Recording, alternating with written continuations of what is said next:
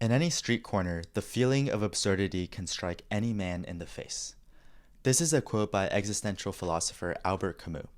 He coined the term the moment of absurdity as the sudden realization that this world doesn't make any sense, that this world is absurd. For example, maybe one day you find yourself observing the way daylight strikes a table, and you suddenly find yourself wondering what a table is in the first place. Or maybe one day you find yourself waiting at a stoplight, and the thought comes to you that these three colors have been dictating the way you spend your days for most of your life. It is during these moments when we start questioning the world around us, when we start questioning the world whose nature and rules we take for granted. For me, my moment of absurdity struck during the third month of COVID, when the reality of staying at home day in and day out settled in.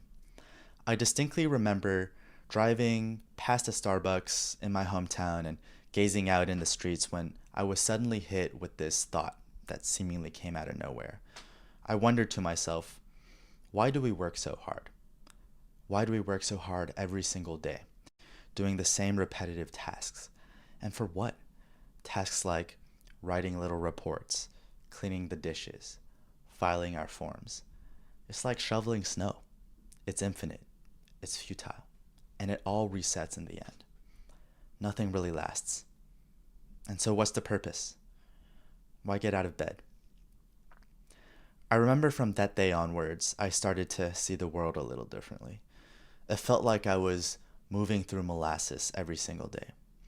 Apathy, boredom, passivity.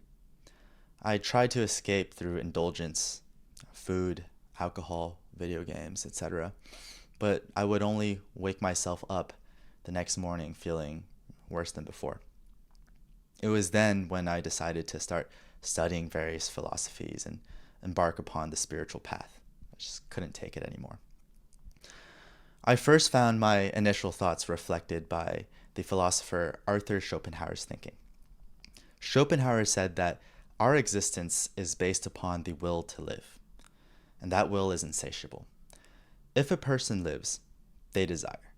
If they meet their desire, they will be satisfied, but only for a short period of time.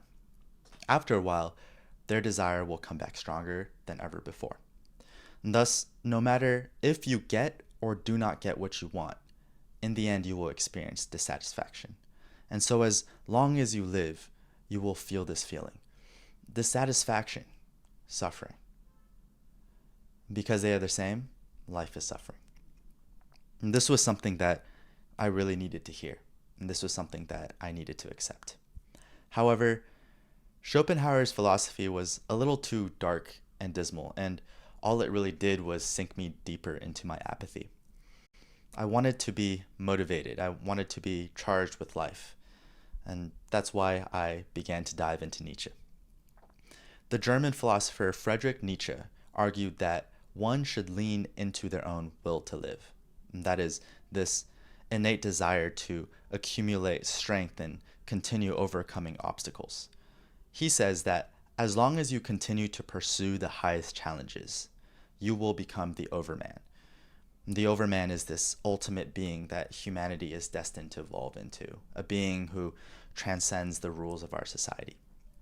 And from Nietzsche's philosophy, I realized that all my life I've been pursuing goals for the sake of obtaining the reward, and not for the process of pursuing the goal in the first place. And so I learned to accept that life is about the process of overcoming obstacles and not the reward of doing so. However, I still felt that with this philosophy, life felt cold. It was hard. It still was all about suffering. That was when I began to read The Brothers Karamazov by Fyodor Dostoevsky. The Russian author and philosopher Dostoevsky argued that we should all live a simple and faithful existence. And that while it might appear that the world is all about suffering, that the world is devoid of miracles and salvation, that makes it all the more imperative for us to love all beings and to take responsibility of the suffering of others. Dostoevsky believed that the only way to set yourself free was to serve others. That initially struck me as counterintuitive, but for some reason I felt touched by his characters and his words. From him, I began to understand the importance of seeing the world from the perspective of understanding, of harmony, of servitude. And that finally was when I came across Ram Dass, an iconic spiritual teacher and guru who has inspired millions in the West with his flavor of Eastern thought. Ram Dass said that you took birth here because you have certain work to do, and that work involves suffering in all the different kinds of life situations that you find yourself in. And this is your curriculum. It is not an error. This message landed really deep in my soul. It was exactly what I needed to hear. It's stuck with me ever since. And that sort of leads me to my present day. And as I've discovered three jewels and explored further into the Tibetan Buddhism lineage, I'm seeing all the different concepts across lineages, across philosophies, across schools of thought weave together and become one. And through this time, I'm beginning to really see that the answer to my problem was in front of me all along. It's the practice. It's the practice of seeing the way your mind creates reality, of seeing the inherent nothingness, the emptiness of all things, the mundanity, the absurdity, the boredom, the apathy. Those are all entrances into the magical, the enchanted, the divine.